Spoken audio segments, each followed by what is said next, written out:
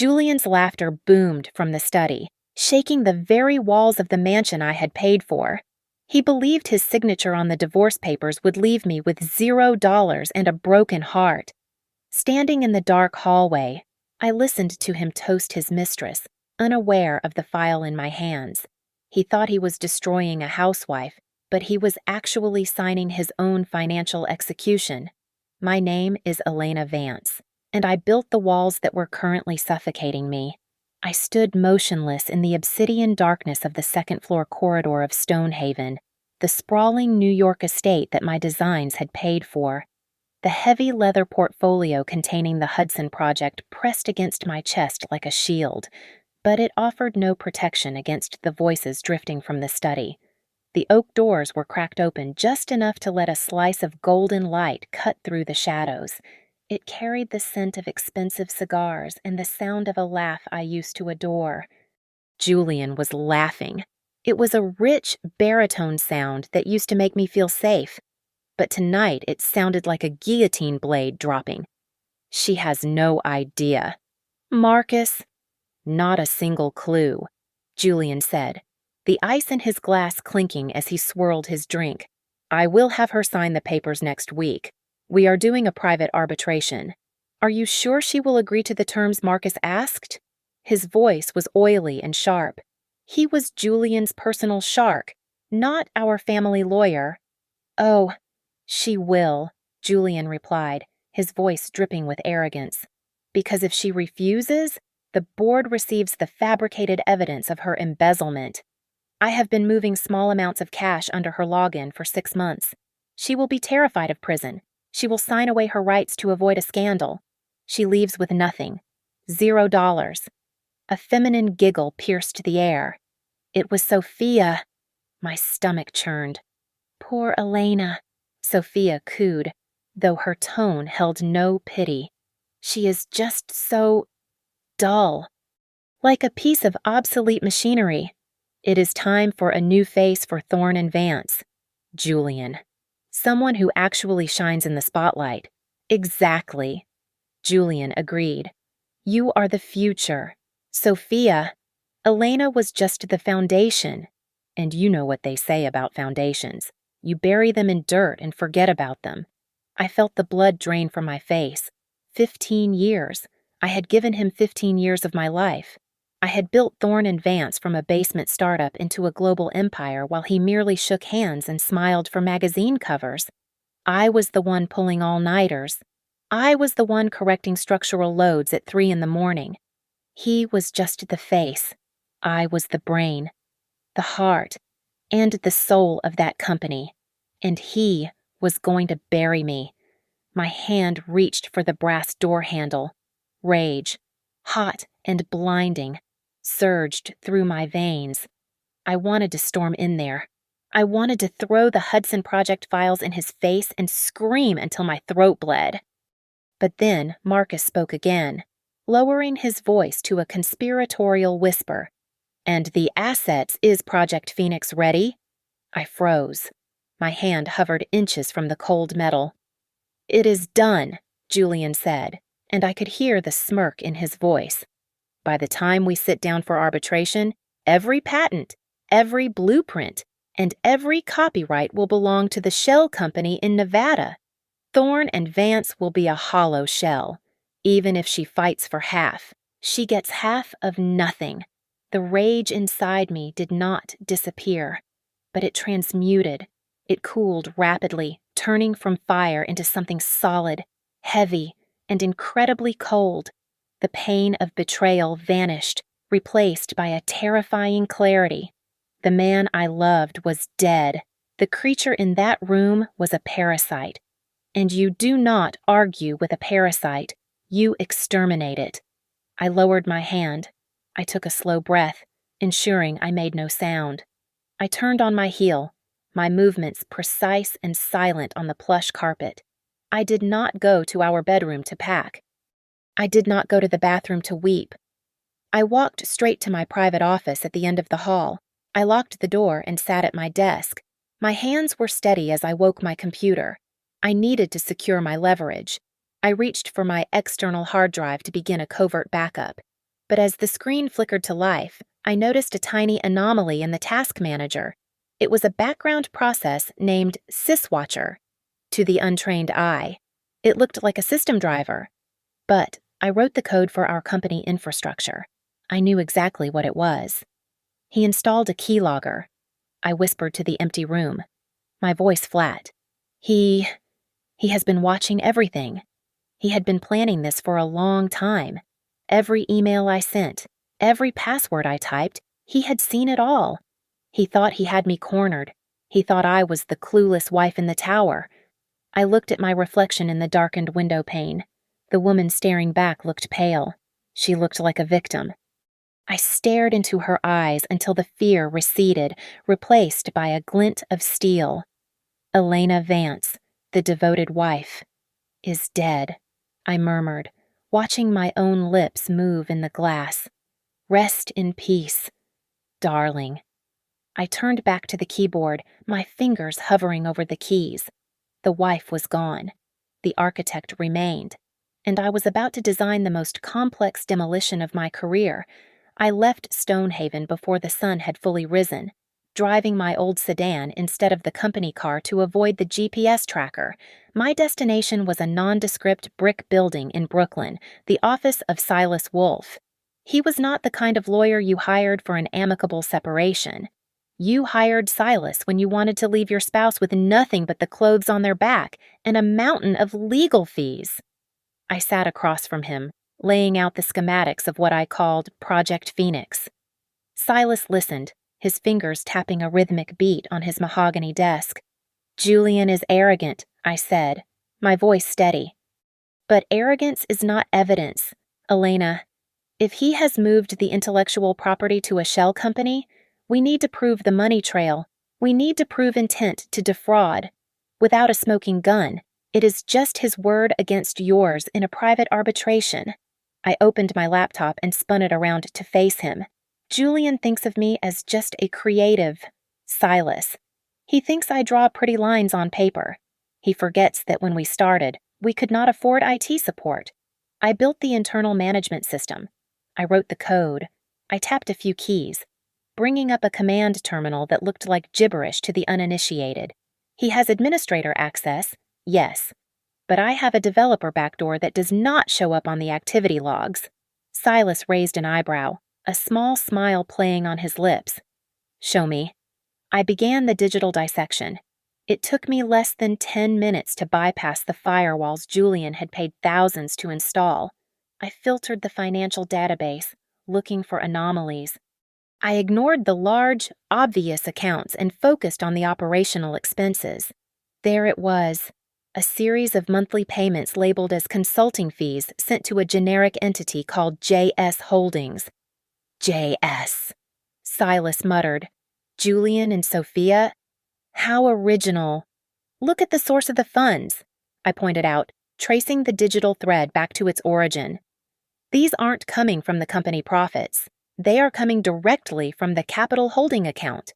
That is the money from our angel investors for the Dubai skyscraper project. Silas leaned in, his eyes widening. He is using investor capital to fund a shell company for his mistress, Elena. That is not just divorce fraud. That is federal embezzlement. That is prison time. Before I could respond, my phone buzzed on the desk. The screen flashed. Hubby, answer it. Silas commanded, his voice low. Play the victim. Feed the beast. I took a deep breath, letting my shoulders slump, forcing a tremor into my hands before I swiped the screen. Julian, I answered, pitching my voice an octave higher, breathless and shaky. Elena, darling, Julian's voice oozed through the speaker, sickeningly sweet. I was just checking in. You weren't in bed when I woke up. You know how much I worry about your episodes. He was setting the narrative for the recording. He wanted me to sound unstable. I just needed some air. Julian, I stammered, making sure to sound on the verge of tears. The pressure. It is too much. I can't focus on the numbers anymore. I know. He soothed, his tone dripping with condescension. That is why the arbitration next week is for the best. We will sign the papers, and you can finally rest. No more complex decisions. I will take care of the heavy lifting, just like I always have. You will sign the admission of reduced capacity. Right. It keeps you out of jail for the accounting errors. The accounting errors he framed me for. The audacity was breathtaking. I will sign, I whispered, letting a sob catch in my throat. I just want it to be over. Please, Julian, just let me go. Good girl, he said. See you at home. The line went dead. I dropped the phone and the mask instantly, my face returning to stone. He took the bait, Silas said, looking at me with newfound respect. We do not strike yet. If we expose the embezzlement now, he destroys the evidence or flees. We wait until the arbitration. We let him think he has won until the ink is drying on the paper. We ambush him when he feels safest. I nodded. I spent the rest of the afternoon quietly liquidating and moving the few assets Julian did not know about. I had 3 patents for sustainable concrete registered under my maiden name before we even met. They were my safety net.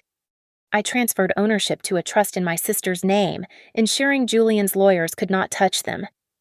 As I packed up to leave Silas's office, my phone buzzed again. It was not Julian this time. It was a text message from an unknown number. I know what he is doing. I know about the cooked books. Meet me at Pier 4. Come alone. I stared at the screen. I had no friends left in this city. Julian had turned them all against me. But whoever this was knew about the accounting fraud. I grabbed my coat and walked out into the gray afternoon. I had no idea who was waiting for me at the docks, but if they hated Julian Thorne, they were already my ally. The wind off the East River at Pier 4 was sharp enough to cut glass. I pulled my trench coat tighter, scanning the shadows of the shipping containers. I was not used to clandestine meetings in industrial wastelands, but my life had become a series of unfamiliar horrors. A figure stepped out from behind a rusted support beam. It was Kevin, the former chief financial officer of Thorne and Vance. He looked older than I remembered, his face gaunt and unshaven. I didn't think you would come, Kevin said, his voice rough against the wind. I thought you were in on it with him. If I were in on it, I would be sleeping in silk right now, not freezing on a dock. I replied, Why did you message me? Kevin. He reached into his jacket pocket and pulled out a silver USB drive. He held it out, his hand trembling slightly. Because I know why he fired me 6 months ago, Kevin said, spitting on the ground. He wanted me to inflate the quarterly projections to secure a buyout loan. I told him that was fraud. He had security escort me out the building before I could even pack my family photos. I took the drive. It felt cold and heavy in my palm. What is on this? I asked. Insurance, Kevin whispered. I bugged the boardroom before I left. These are recordings of the meetings he held after hours.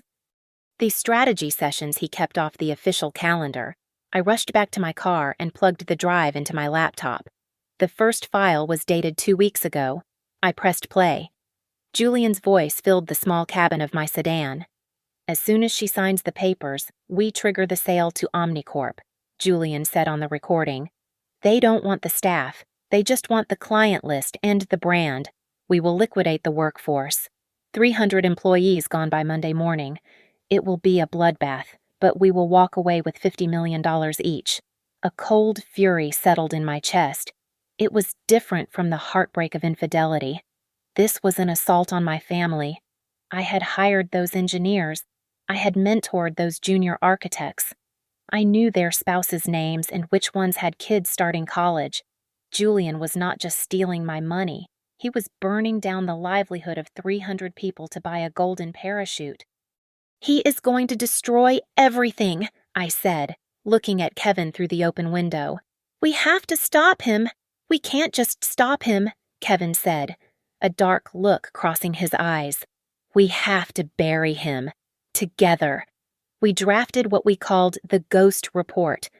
We spent the next 48 hours fabricating a set of personal financial records for me that were catastrophic. We made it look like my private investments had tanked and that I was desperate for cash. The goal was to make Julian feel safe. We needed him to believe I was a wounded animal, too weak to fight, just waiting to be put out of my misery. While we worked in the shadows, Julian and Sophia lived in the light. They were splashed across the tabloids, attending galas and openings. I saw photos of Sophia wearing a diamond necklace that cost more than most people earned in 10 years. Julian was driving a brand new Italian supercar, a limited edition model that retailed for over $400,000.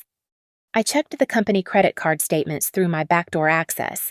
He was charging it all to the firm as business development expenses. But my private investigator, a cynical man named Miller, brought me something even sweeter than credit card fraud. "You were right to track the mistress," Miller told me over the phone on Thursday night. "She isn't just spending his money. She is making her own side deals." He sent me a video file. It showed Sophia sitting in a cafe with the head of design from our biggest rival firm. She slid a portfolio across the table. It contained the blueprints for the Solaris Tower. My unreleased masterpiece. "She is selling him out," I whispered to the empty room, a savage smile touching my lips. "She is stripping the copper wiring out of the house while he is still sleeping in it." I could have used this to destroy their relationship immediately. I could have sent the video to Julian and watched them tear each other apart. But that would be too merciful. I wanted Julian to lose everything at the exact same moment. I wanted the floor to drop out from under him when he was standing highest. I picked up the phone and called Silas. "Set the arbitration for Tuesday," I said, "and I have a specific request for the arbitrator." "Who do you want?" Silas asked. "I want Harold Baines," I replied. Silas whistled low. The iron gavel. "He is the strictest arbitrator in the state. He hates fraud. He hates liars. If Julian slips up even once, Baines will crucify him." "Exactly," I said. "Julian will agree to him because Baines is known for adhering strictly to contracts, and Julian thinks his prenuptial agreement is ironclad. He thinks Baines will just rubber stamp my execution. And when Baines sees the real evidence Silas asked, then," I said, looking at the photo of Julian and Sophia laughing on a yacht, "he becomes my executioner." Julian decided to celebrate his impending single life while we were still legally married, hosting a premature bachelor party in the very living room I had designed. The bass from the stereo shook the floor-to-ceiling windows, vibrating against the glass I had personally selected for its acoustic properties. He had invited 30 of his closest sycophants, men who laughed too loud and drank too much, all of them treating me like hired help in my own home. I moved through the crowd carrying a silver tray of crystal tumblers, my head bowed in a performance of utter defeat. "Hey, Elena, bring more ice over here," one of Julian's fraternity brothers shouted, snapping his fingers at me. "And try to smile, sweetheart. You're bringing down the mood." I obeyed, forcing a tremble into my hands as I set the bucket down. My eyes darted to the corner where Julian sat on the velvet sofa, his arm draped possessively over Sophia's shoulders. She was wearing a white silk dress that probably cost more than my first car, looking at me with the predatory gaze of a hawk circling a dying mouse. Marcus, Julian's lawyer, cornered me near the kitchen island. He slid a document across the marble countertop. "Just a draft." "Elena," Marcus said, his voice low and threatening, "Julian wants you to initial the bottom of each page. It acknowledges that you have seen the terms. Standard procedure." I looked down at the paper. It was not standard procedure. It was a confession of incompetence and a waiver of all rights to future earnings. It was a death warrant for my career. I don't have my glasses," I stammered, clutching the edge of the counter for support. "You don't need to read it now," Marcus sneered, shoving a pen into my hand. "Just initial it. Do it, or Julian cuts off your access to the joint checking account tonight." I picked up the pen, my hand shaking violently. I leaned in close to the paper, pretending to squint. In reality, I was aligning my line of sight.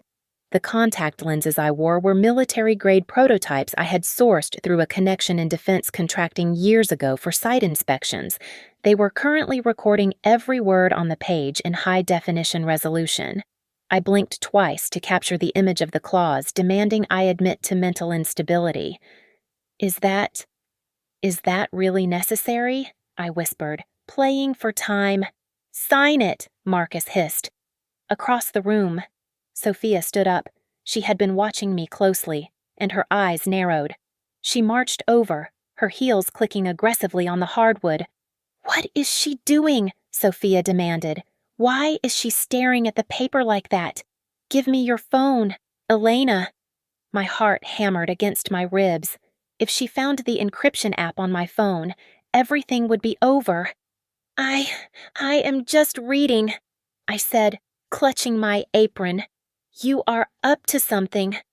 Sophia spat. She reached for my pocket. "Hand it over, you dried-up old hag." I needed a distraction immediately. As Sophia lunged for me, I pivoted on my heel, allowing my hip to bump the open bottle of Cabernet Sauvignon sitting on the counter. The bottle tipped. The dark red liquid cascaded off the edge and splashed directly onto the front of Sophia's pristine white silk dress. The room went silent. Sophia looked down at the spreading crimson stain, her mouth falling open in horror. "You bitch!" Sophia shrieked, her facade of sophistication shattering instantly. "You did that on purpose. Look at my dress. This is vintage.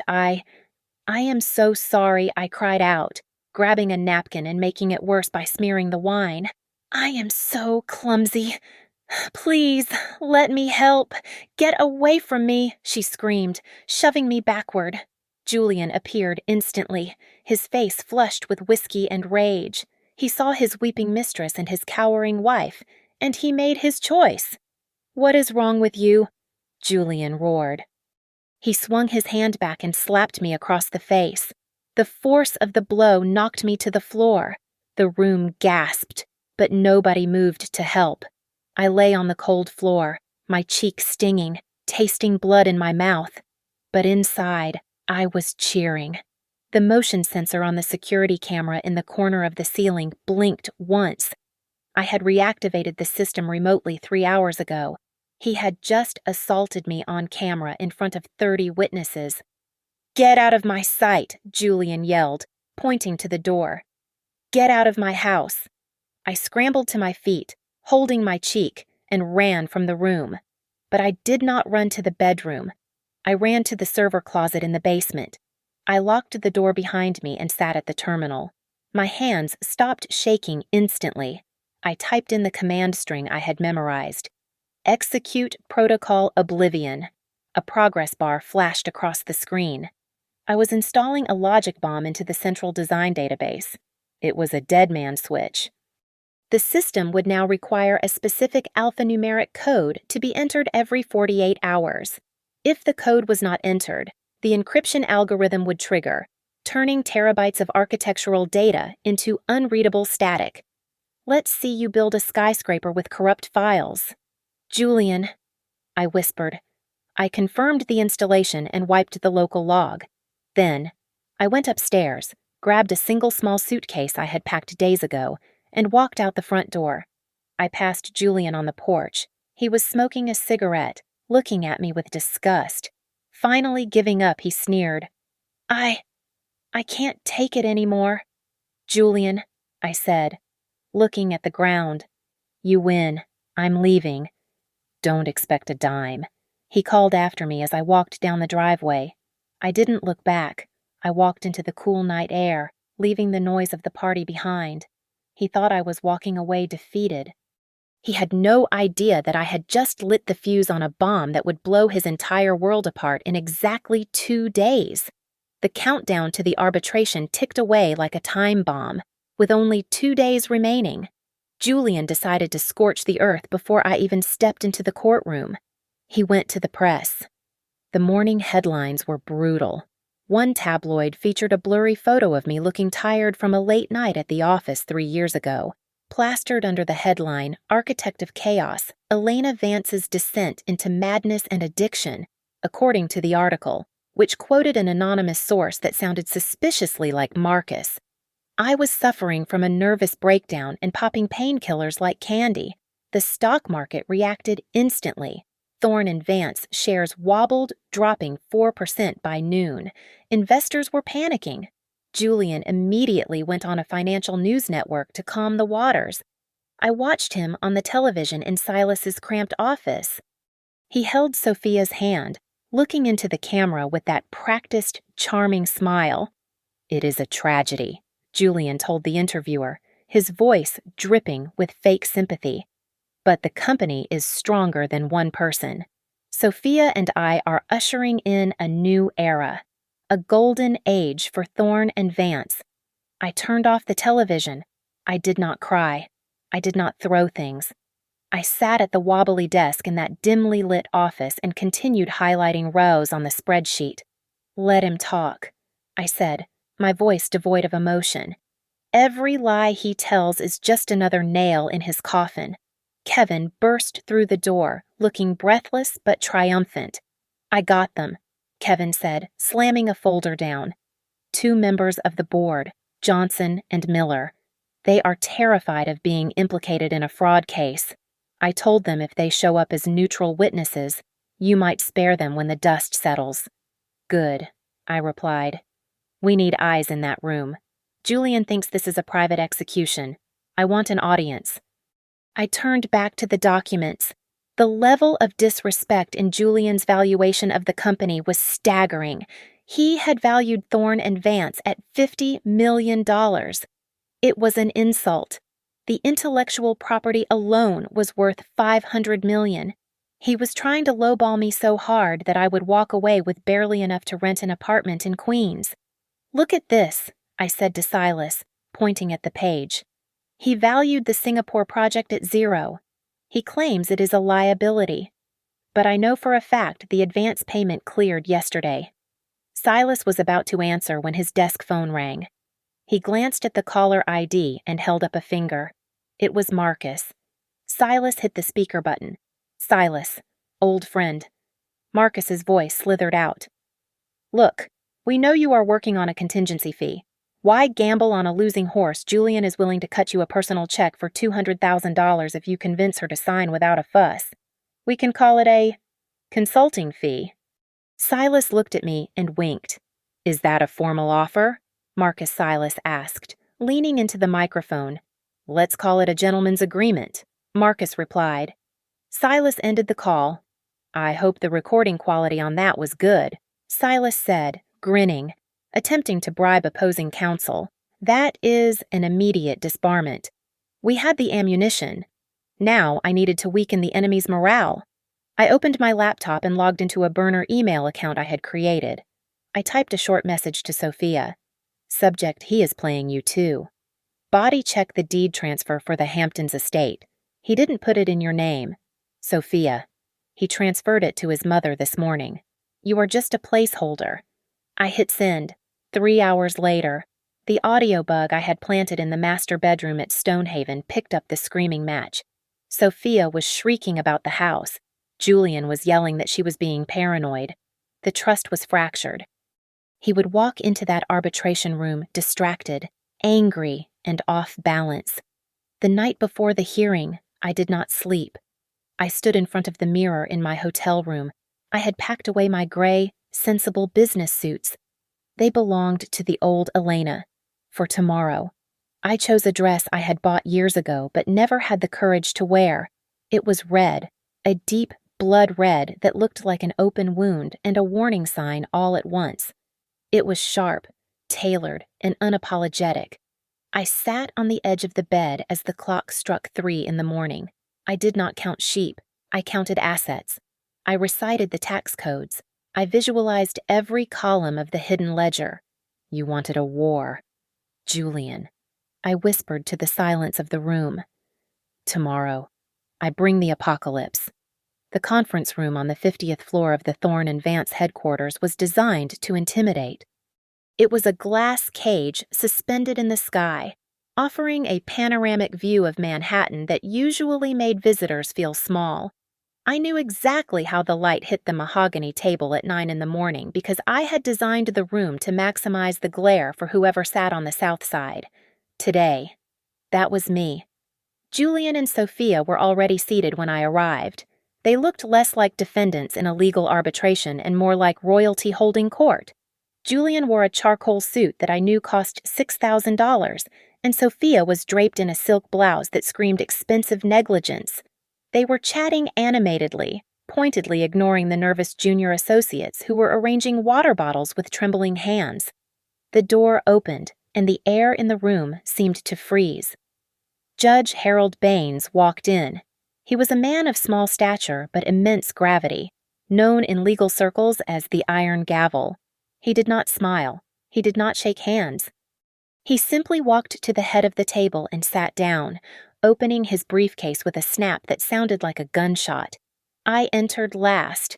I walked flanked by Silas and, just a step behind him, Kevin. As we crossed the threshold, Julian's eyes flicked to Kevin.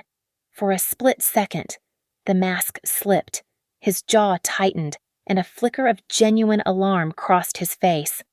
But it was gone as quickly as it appeared, replaced by a sneer of amusement. He clearly thought Kevin was just a desperate, disgruntled employee with no real power. We took our seats. I sat straight, the red dress I had chosen acting as my armor.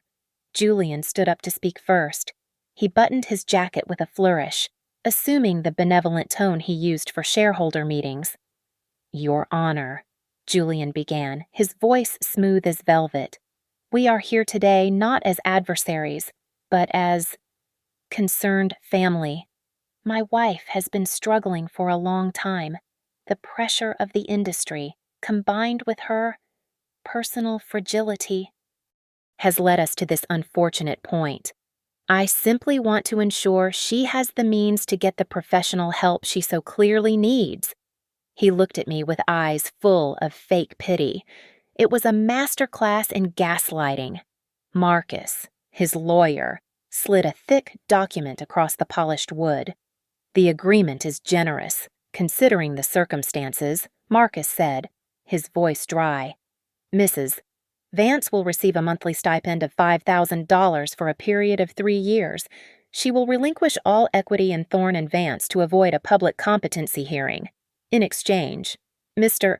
Thorne agrees not to press charges regarding the financial irregularities discovered in her department." The room was silent. The insult was breathtaking. He was offering me pennies for an empire I built and threatening me with prison if I refused.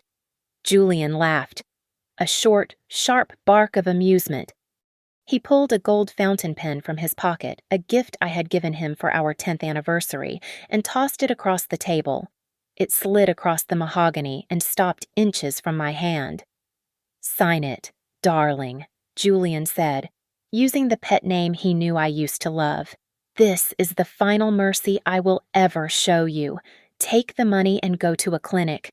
Fix whatever is broken inside your head, beside him."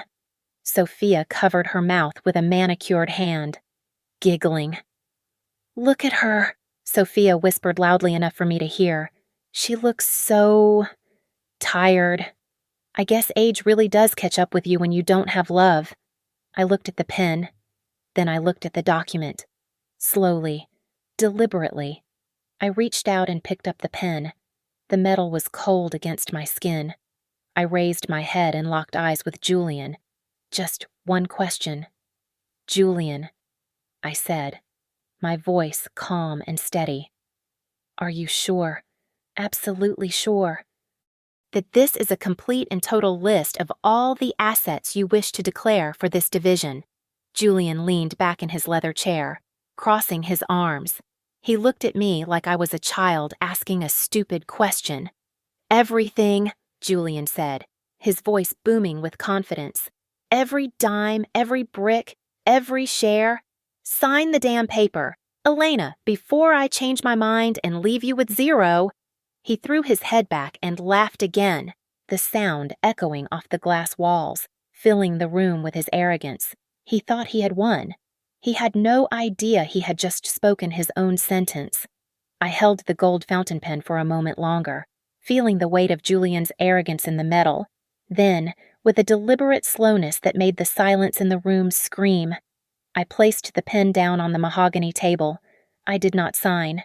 Instead, I placed my hand on Julian's insulting settlement offer and shoved it aside. It slid across the polished wood and fell onto the floor with a pathetic flutter. I nodded to Silas. He reached into his briefcase and produced a binder 3 inches thick, slamming it onto the table with a sound that echoed like a gunshot. "I will not sign this fraudulent garbage," I said, my voice calm but projecting to every corner of the glass room. "I request that Judge Baines reads the true asset declaration, the one that includes the money my husband stole." Julian slammed his hands on the table, shooting to his feet. "Objection!" Julian roared, his face flushing a deep, angry crimson. "This is an ambush. That file is inadmissible. She is trying to confuse the proceedings." Bang! Judge Baines brought his gavel down with enough force to make the water glasses jump. "Sit down. Mr. Thorne," Baines commanded, his voice like grinding stones. "In my arbitration, the truth is always admissible. If you have nothing to hide, you have nothing to fear." Julian sank back into his chair, glaring at me, but I saw the first bead of sweat trace a path down his temple. Judge Baines opened the heavy binder Silas had provided. He adjusted his glasses and began to read, his tone dry and lethal. Item 1. Baines read aloud. "A shell entity registered as JS Holdings, located in the Cayman Islands. Current balance $50 million. Source of funds: diversion of project capital from the Dubai and London accounts." The color drained from Julian's face so fast he looked like a corpse. He opened his mouth, closing it like a fish out of water before he finally found his voice. That is a strategic risk investment fund," Julian stammered, his hands gripping the armrests of his chair until his knuckles turned white. I was protecting the company assets from tax liability. It is standard procedure." "Is it?" Silas asked, sliding a single sheet of paper toward the judge. "Because here is the transfer authorization. It bears your digital signature." Julian.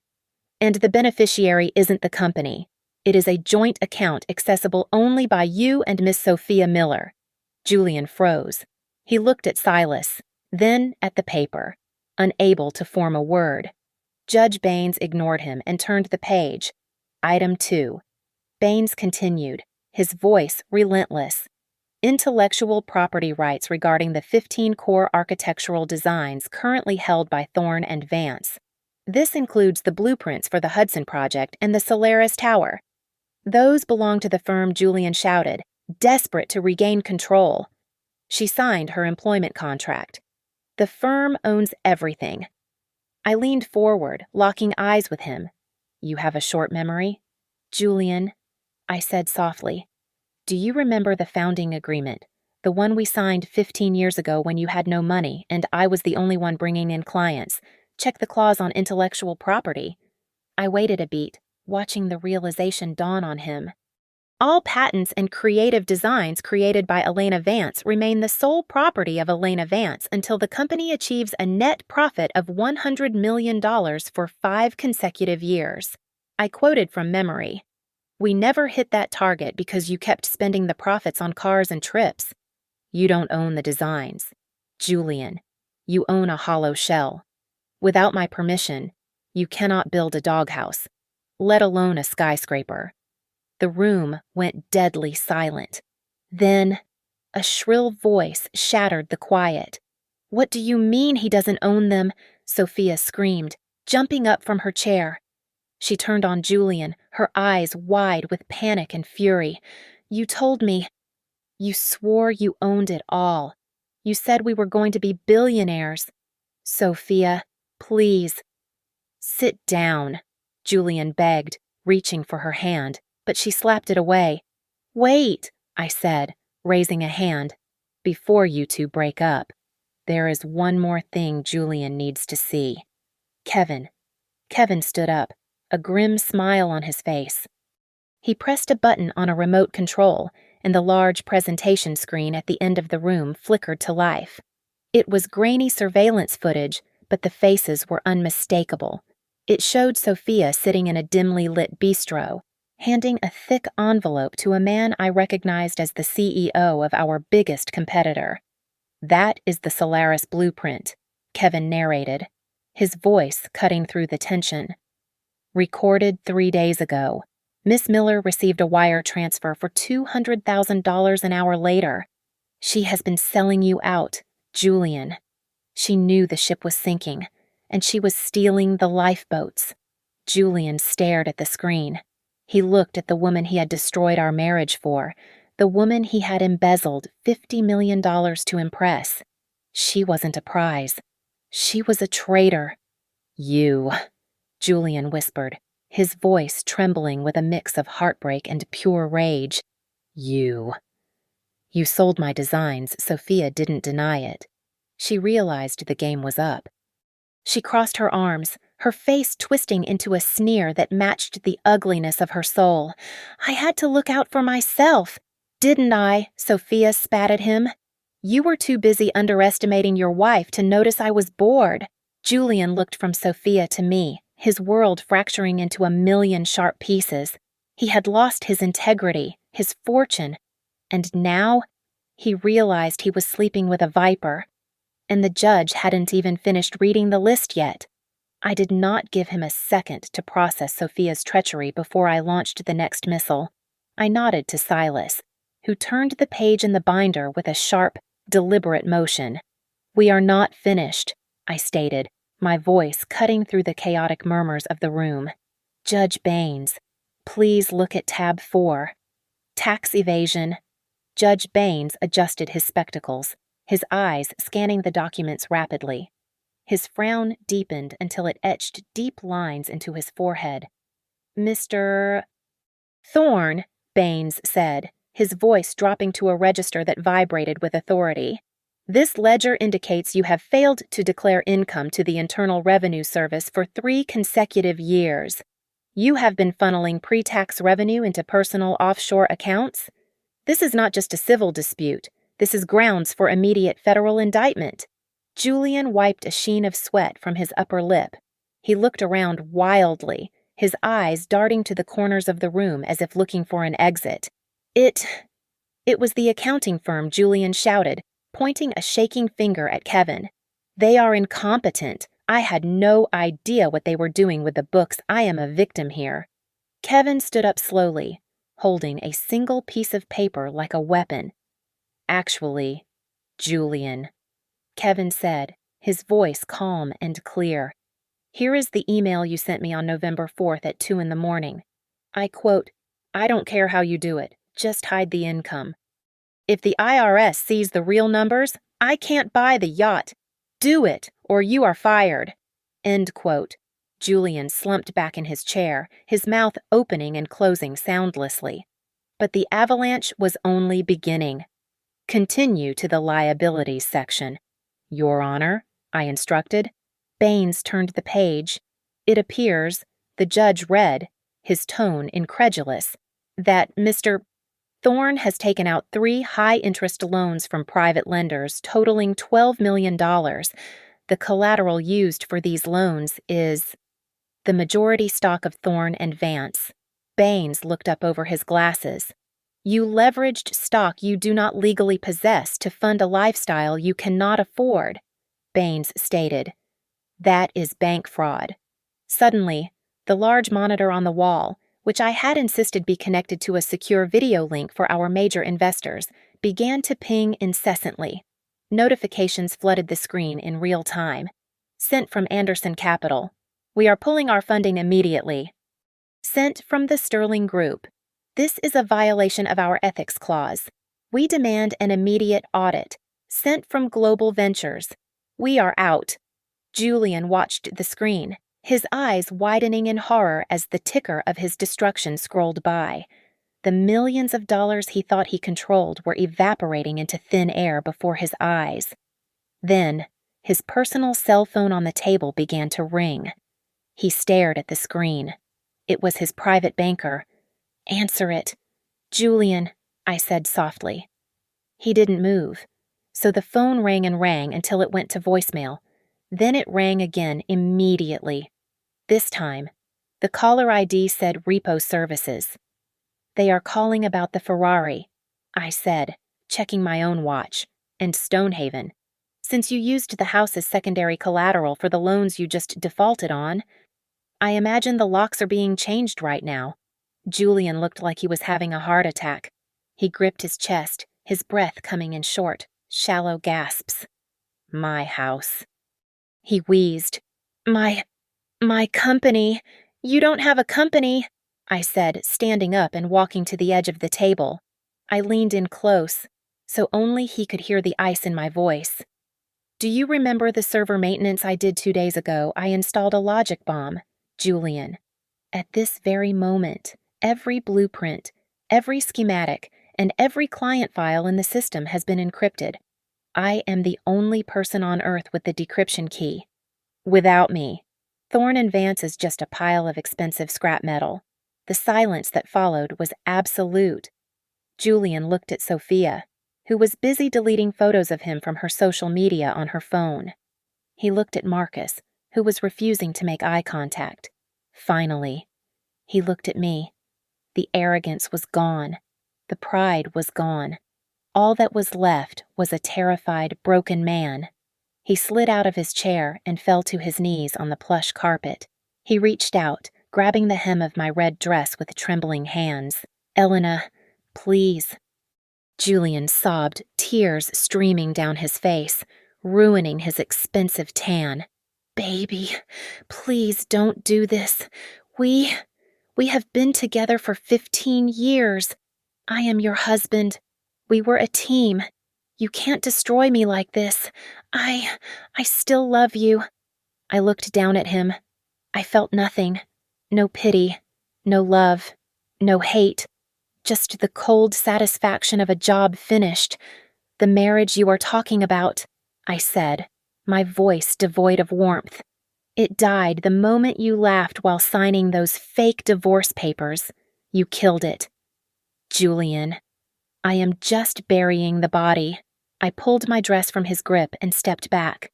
We all heard the sound of a briefcase snapping shut. Marcus, Julian's shark of a lawyer, stood up. He picked up his coat and his files. Where are you going?" Julian stammered, looking up at his last hope. "I am terminating my representation effective immediately," Marcus said, not even looking at Julian. "My retainer does not cover federal indictments or clients who lie to me." "You are on your own, Mr. Thorne." Marcus walked out the door without looking back, leaving Julian kneeling on the floor, surrounded by the wreckage of the life he had stolen from me. Judge Baines banged his gavel against the sound block, the sharp crack silencing the room instantly. Julian was still on his knees, breathing hard, but a flicker of pathetic hope ignited in his eyes as he scrambled back to his feet. He smoothed his rumpled suit, clinging to the last shred of his delusion. "Fine," Julian panted, his voice raspy. "Fine. You locked the files. You caught me hiding money. But we are still legally married. Elena, New York is an equitable distribution state. Even if I lose the company control, I am entitled to 50% of the total value. You still have to write me a check for half of everything." He looked at me, a desperate grin forming on his face. He truly believed that even in defeat, he would walk away a rich man. Not quite. "Mr. Thorne," Judge Baines said, his voice cutting through the air like a scalpel. "You seem to have forgotten the addendum to your marriage contract." Baines lifted a document that was yellowed with age. "According to the modified post-nuptial agreement you signed exactly 10 years ago," Baines read, looking over the rim of his glasses. "Dated October 14th, 2015. I watched Julian's face go slack. I saw the memory hit him like a physical blow. 10 years ago, the firm was on the brink of bankruptcy. I had agreed to inject my entire inheritance from my grandmother to save the business, but on one condition. He had signed the paper without even reading it, too desperate for the cash and too arrogant to believe I would ever hold him accountable. He thought I was a soft-hearted fool who would never leave him. In exchange for the capital injection provided by Mrs. Vance, the judge continued, enunciating every word. It is agreed that in the event of proven infidelity or spousal abuse, the offending party forfeits all rights to shared marital assets and company equity. I didn't know, Julian stammered, shaking his head. I forgot about that. The court does not care about your memory. Mr. Thorne, Baines said. The court cares about proof. Is there proof of infidelity or abuse, Kevin? I said simply. Kevin tapped the remote again. The large screen shifted. It showed the footage from the party 2 nights ago, Julian striking me across the face, the sound of the slap echoing in the silent boardroom. Then, the video cut to a compilation of clips recorded in this very office. Julian and Sophia, tangled together on the couch, on the desk, mocking me while they betrayed me. The color drained from Sophia's face. She looked like she was going to be sick. The evidence is conclusive, Judge Baines declared, closing the folder. Therefore, pursuant to the binding contract, 100% of the assets of the Thorne and Vance Group, including all real estate, cash reserves, and intellectual property, are hereby transferred to the sole ownership of Mrs. Elena Vance. Julian looked like he had been shot. He gripped the edge of the table, his knuckles white. But the loans, Julian whispered, his voice trembling. The $12 million to the Sharks, the mortgage on the house. Judge Baines looked at him with cold indifference. Those are personal liabilities incurred by you, Mr. Thorne, not by the corporation, the judge explained. Since you no longer own any equity in the company to collateralize them, the debt remains yours and yours alone. You leave this marriage with 0 assets and $12 million in debt. The silence that followed was heavy and suffocating. Then, there was a sharp clink sound. Sophia had pulled the 3-carat diamond engagement ring off her finger. She looked at the ring, then at Julian, her eyes filled with disgust. You are broke, Sophia said, her voice shrill and incredulous. You are actually broke. You are worse than broke. You are in debt to the mob. Sophia, wait, Julian pleaded, reaching for her. We can start over. I still have. You have nothing, she screamed. She threw the ring hard. It bounced off Julian's forehead and skittered across the floor. I am not going to prison for you, and I am certainly not sleeping with a pauper. Do not ever call me again. She grabbed her purse and ran out of the room, her heels clacking frantically against the floor, fleeing the sinking ship. Julian stood alone in the center of the vast room. He looked at the closed door where his mistress had vanished. He looked at the empty chair where his lawyer had sat. He looked at the screen showing his crimes. Finally, he looked at me. He was shivering, stripped of his money, his power, his lover, and his dignity. He was a hollow man. I sat back in my chair, smoothing the fabric of my red dress. I did not smile. I did not gloat. I simply looked at him with the detached interest one might show a bug that had just been crushed. Sit down, Julian, I said softly. We are not quite done yet. Judge Baines looked down at the final summary sheet on his desk, the paper crinkling in the absolute silence of the room. He adjusted his glasses one last time, looking from the shivering man on the floor to me. The weight of his gavel felt like the pendulum of fate, swinging toward its final resting place. I have finalized the calculations based on the asset forfeiture clause and the current market valuation of the intellectual property, Judge Baines announced, his voice booming like thunder in a canyon. The total net worth of Mrs. Elena Vance, following the immediate merger of assets and the liquidation of the joint holdings, is $2.5 billion. The number hung in the air, glittering and heavy. 2.5 billion. It was a number that commanded armies. It was a number that built cities. As for Mr. Julian Thorne, Baines continued, his tone dropping to a freezing temperature. Factoring in your personal liabilities, the defaulted loans, and the penalties for tax evasion, your current net worth is negative $45 million. Furthermore, due to the nature of your financial activities, your assets are frozen pending a federal investigation. Julian collapsed back into his chair as if his strings had been cut. Sweat was pouring down his face, soaking his collar. He stared at me with wide, unseeing eyes, his mouth moving uselessly. 2 billion, Julian mumbled, the words barely escaping his lips. Negative 45. Suddenly, the heavy double doors of the conference room swung open. Julian flinched, expecting perhaps a waiter or a secretary. But the men who walked in were not carrying coffee trays.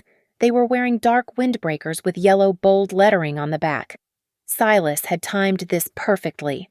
Julian Thorne, the lead agent, barked, flashing a badge. "I am Agent Miller with the FBI. We have a warrant for your arrest." 2 officers moved in with practiced efficiency. They hauled Julian out of his chair. The sound of handcuffs ratcheting shut was the sweetest music I had ever heard. "You are under arrest for wire fraud, embezzlement, tax evasion, and conspiracy to commit grand larceny," the agent recited. "You have the right to remain silent." As they dragged him toward the door, Julian finally snapped out of his shock. He began to thrash, fighting against the grip of the officers. "Elena," Julian screamed, his voice cracking with desperation. "Elena, tell them it was a mistake. Help me, I am your husband. You can't let them take me." I stood up slowly. I smoothed the lapels of my blood-red suit jacket. I walked across the room, the heels of my shoes clicking a steady, victorious rhythm on the floor. I signaled for the officers to pause for a second. I leaned in close to Julian's ear. He smelled of fear and expensive cologne that he could no longer afford. "You wanted me to sign the divorce papers, remember?" I whispered, my voice soft and lethal. "Well, I signed something better. I signed my name as the primary witness on your arrest warrant." I pulled back and looked him in the eye one last time. "Get him out of here," I said to the agents. Julian howled as they dragged him into the hallway, his screams fading as the elevator doors swallowed him whole. I turned back to the table. Silas was grinning as he packed up his briefcase. Kevin gave me a subtle nod of respect. I looked at Judge Baines. "Thank you." "Your Honor," I said, offering him a small, genuine smile. "The session is concluded. Case closed." "Mrs. Vance," Baines replied, banging his gavel one last time. I walked out of the conference room and into the lobby. A swarm of reporters was waiting behind the glass barriers, their cameras flashing like lightning storms. They shouted questions about the arrest, about the company, about the scandal. I didn't stop. I didn't answer. I walked straight through the chaos, my head held high, leaving the ruins of my marriage and the wreckage of Julian Thorne in my wake. I stepped into the private elevator and pressed the button for the lobby. As the doors closed, shutting out the noise, I caught my reflection in the polished steel. Elena, the victim, was gone. Elena, the billionaire architect, was just getting started. Thank you so much for listening to my story. I would love to hear where you are tuning in from, so please drop a comment below and share your thoughts on Julian's punishment. If you enjoyed this story, please subscribe to the channel Lily Revenge Stories, hit that like button, and give us a hype to help this story be heard by even more people.